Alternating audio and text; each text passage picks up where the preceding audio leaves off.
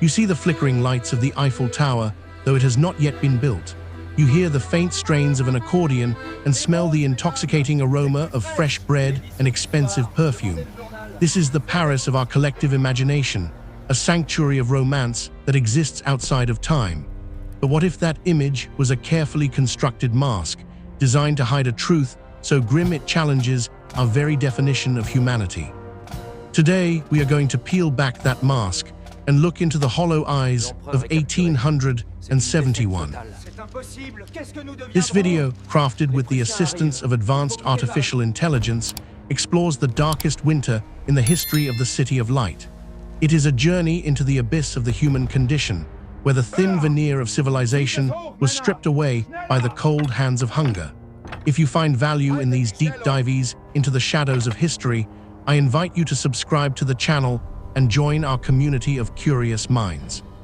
Your support allows us to continue unearthing the stories that the world has tried to forget.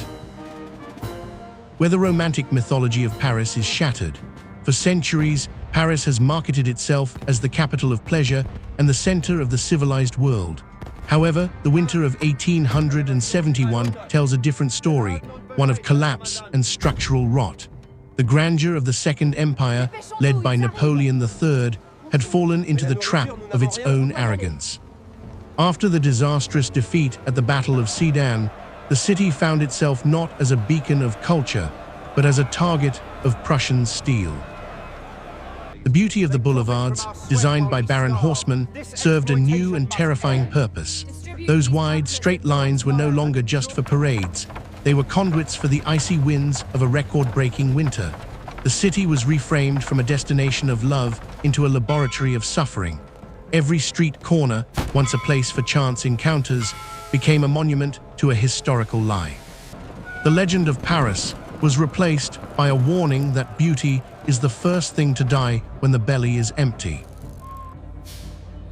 By late September 1870, the Prussian army had completely encircled the capital. 2 million people, from the wealthiest aristocrats to the lowliest laborers, were trapped inside an invisible prison. The encirclement was a masterpiece of military engineering, utilizing long-range Krupp artillery that could rain fire from the surrounding hills. Paris was severed from the world, a pulsating organism cut off from its life-sustaining veins. The siege transformed the capital into an isolated fortress where the concept of time began to warp. Outside, the world continued to turn, but inside, every day was a repetitive cycle of scanning the horizon for a relief army that would never come. Communication was limited to fragile carrier pigeons and high-risk hot air balloons that drifted aimlessly over enemy lines. The city became a static world, a closed loop where the only thing that grew was the sense of impending doom. Escape was a fantasy, and the fortress walls became the boundaries of existence. We witness winter acting as a silent executioner. As December 1870 arrived, the temperature plummeted to -15 degrees Celsius. This was not merely a change in weather, it was a judicial sentence passed upon the poor. The Seine, the rhythmic heart of the city, froze into a jagged sheet of ice, halting all internal transport. Buildings, lacking the coal and wood needed for heat, began to rot from the inside as dampness and frost took hold. The silence that descended upon the city was unnatural. The clatter of hooves and the bustle of commerce were replaced by a heavy, muffling quiet. In every home, the cold moved quietly, a lethal intruder that claimed the elderly and the infants first. People huddled together in damp cellars, burning their furniture and their floorboards just to survive one more hour. The cold was the herald of a deeper crisis, a prelude to the biological desperation that was moving through the streets. It was not a foreign invader or an armed soldier, but an intimate and corrosive force that lived inside every person. Hunger is the most efficient destroyer of the social contract. It starts as a dull ache, then it becomes a frantic obsession that drowns out all other thoughts. It infiltrated the grand kitchens of the Ritz and the humble pots of the slums, eroding dignity with every passing hour. As the weeks turned into months, the morality of the city began to dissolve. A man who would once offer his coat to a stranger would now contemplate stealing a crust of bread from a child. Hunger changes the chemistry of the brain, making the unthinkable seem logical. It was a slow-motion riot of the senses, where the need for calories outweighed the need for honor. The social order, once thought to be solid, proved to be as fragile as glass. We see the first great sacrifice, the horses. In the mid-19th century, horses were the infrastructure of the world. They were symbols of military pride, essential tools for transport, and the engines of the economy. But by the winter of 1871, they became nothing more than walking protein. Tens of thousands of horses were rounded up and led to the slaughterhouses that were hastily set up in public squares. The disappearance of the horses marked the first irreversible step away from civilization. The streets grew eerily empty of the familiar sound of clip-clopping hooves. People watched as the noble animals that had served them were reduced to cuts of tough, lean meat. It was a visual confirmation that the old world was gone.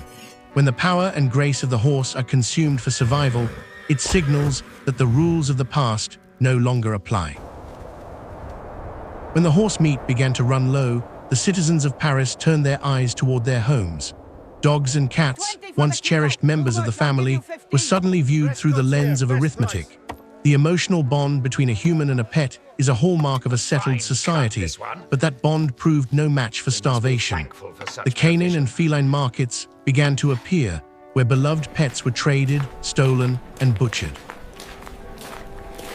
This was a profound moral collapse. The transformation of a loyal companion into a commodity is a trauma that leaves a permanent scar on the psyche. People would walk their dogs with a heavy heart, knowing that the neighborhood was watching with predatory eyes. Every stray animal vanished almost instantly, and soon, the silence of the city was punctuated only by the lack of barking. The domestic sanctuary had been violated by the necessity of the stomach. We observe the city watching itself. Social trust, the invisible glue that holds a community together, disintegrated entirely. Neighbors who had lived side by side for decades began to view each other as threats or competitors for resources. Eye contact was no longer a greeting, it was a calculation. People hid their meager supplies of food, terrified that the smell of cooking would draw a desperate crowd to their door. The shared language of courtesy and etiquette disappeared. In its place rose a culture of suspicion and predation.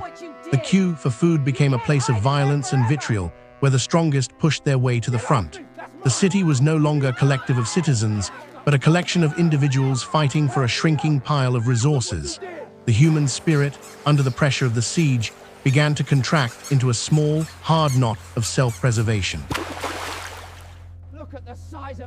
As the larger animals disappeared, the hierarchy of survival descended into the sewers. Rats, once the ultimate symbols of filth and disease, rose to the surface as the final source of protein. They became valuable goods, hunted with a fervor that bordered on the religious. In the markets of the Place de El Hotel de Ville, rats were displayed on hooks, their prices fluctuating based on their size and perceived freshness. The open sale of rats redefined human desperation. It was a sight that would have been unimaginable just a year prior. Yet the Parisians, known for their culinary sophistication, adapted. They found ways to market the vermin to a public that was losing its grip on reality. This was survival stripped of all pretension, a raw and honest look at what a human being will do when the alternative is a slow death by emptiness. Domestic spaces, usually the heart of the home, became places of ritualized denial.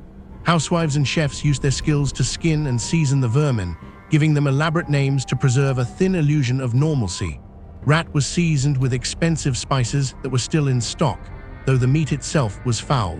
Paris no longer smelled of the perfume shops or the bakeries. It smelled of decay, acrid smoke, and the chemical scent of death. The kitchen became a stage for a tragic play. By continuing the rituals of cooking and plating, the citizens tried to convince themselves that they were still human. They sat at tables with fine linens and silver, eating things that would make a modern person gag. This desperate adherence to form was a way of fighting back against the void. It was a performance of civilization in a world where the substance of civilization had already evaporated. The capital loses its identity entirely. Paris was no longer a city of art, fashion, or philosophy. It had become, quite literally, a giant stomach. The streets dissolved into a slurry of mud, melting snow, and human waste. The maintenance of the city had long since ceased, as every ounce of energy was redirected toward the hunt for food. The culture that had been the envy of the world was now dormant, replaced by a primal drive. A city that no longer creates culture is a city that is dying. The theaters were closed or converted into hospitals. The schools were empty. There was no poetry being written, only recipes for survival. Paris had been reduced to its most basic biological function. It consumed whatever still moved, whether it was a bird, a rodent, or the very symbols of its own grandeur. The transformation from a cultural titan to a starving beast was complete. The zoo, the Jardin des Plantes, was a sanctuary of science and a source of national pride. It housed exotic animals from across the globe, wonders that most Parisians had never seen in the wild. But as January 1871 approached, even these scientific treasures were reconsidered as assets. The animals were no longer wonders to be studied. They were pounds of meat to be monetized. The decision to slaughter the zoo animals was a moment of profound symbolic weight. It represented the ultimate surrender of intellectual and scientific curiosity to the demands of the gut. The enclosures were opened, not to set the animals free, but to bring them to the butcher's block.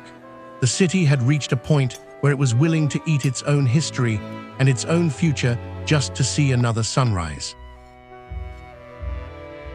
These two magnificent Spanish elephants were the darlings of the Parisian public. They were known for their intelligence and had carried thousands of children on their backs during happier times. Their execution was not a quick or clinical affair. It was a violent and intimate struggle. Because of their size, it took several shots from heavy rifles to bring them down, a spectacle of agony that was watched by a somber crowd. The deaths of Castor and Pollux were symbolic of innocence destroyed by deliberate human choice. Unlike the horses or the dogs, the elephants were not eaten out of a lack of options alone, but as a high-priced luxury for the elite. Their meat was sold at exorbitant prices to the finest restaurants. The destruction of such majestic creatures for the sake of a few meals was the final proof that the moral compass of Paris had been completely shattered. The centuries turned. While the masses were fighting over rat carcasses in the mud, the elite restaurants of the city were transforming the suffering into a grotesque spectacle. Places like the Voisin restaurant served menus featuring consommé of elephant and roasted camel. These dishes were plated on fine porcelain and accompanied by the best wines from the cellar. This was civilization at its most hollow. The wealthy continued their rituals of fine dining while children were literally starving to death just a few yards outside the door. The contrast between the plated elephant meat and the hollow-cheeked beggars in the street was a nauseating display of class divide. It showed that even in the face of total collapse, the structures of inequality remain remarkably resilient. The rituals were preserved, but the soul behind them had vanished. We see liberation without redemption. When the armistice was finally signed in late January 1871, the siege ended. Food began to flow back into the city, and the Prussian blockade was lifted. But recovery did not mean healing. The survivors were haunted by what they had done and what they had seen. They carried the memory of the canine markets and the taste of the elephants in their mouths. Paris survived physically, but it emerged morally unchanged. The trauma of the siege led directly into the bloody uprising of the Paris Commune, a civil war that saw more Frenchmen killed by Frenchmen than by Prussians. The hunger had broken something fundamental in the collective psyche of the city. The people were no longer the same. They had seen the bottom of the human soul, and they could never unsee it. The city was liberated from the Prussians, but it remained a prisoner of its own memories. As the years passed into the late 19th and early 20th centuries, the city was rebuilt. The facades were restored, the zoo was refilled with new animals, and the boulevards were once again filled with the sounds of life. But beneath the stone and the sewer lines, the lesson remained. The siege had proven that civilization is a fragile construct, a thin layer of ice over a dark and turbulent sea. Hunger remains the most efficient destroyer of human society. It can take a city of 2 million cultured individuals and turn them into predators in a matter of months. This historical episode serves as a reminder that our modern comforts are not guaranteed. The infrastructure of our lives, our supply chains, our heating, our social order is only as strong as our last meal. The ghosts of 1871 still whisper from the shadows of the Parisian alleys, reminding us how quickly the lights can go out. We turn the question toward you. This story is not just a chronicle of a distant past, it is a mirror. We like to believe that we are different, that our modern morality is sturdier than that of the 19th century Parisians. But survival is a powerful force that bypasses our higher reasoning. When the hunger becomes deep enough and the cold becomes sharp enough, the boundaries of what is acceptable begin to shift. And the wine pairing is spectacular. If you were trapped in a city where the only way to save your family was to cross a moral line, what would you do? When survival demands everything you value, what, if anything, would you refuse to eat? It is a heavy question, one that we hope never to answer in reality. As we reflect on the resilience and the desperation of those who lived through that winter, let us appreciate the stability we often take for granted. If this exploration of history's darker chapters has moved you, please consider subscribing to the channel and sharing this video. Your engagement helps us bring more stories of the human experience to light. Thank you for listening, and may we always find the strength to choose our humanity, even in the hardest of winters. See you in the next story. How quickly the lights can go out.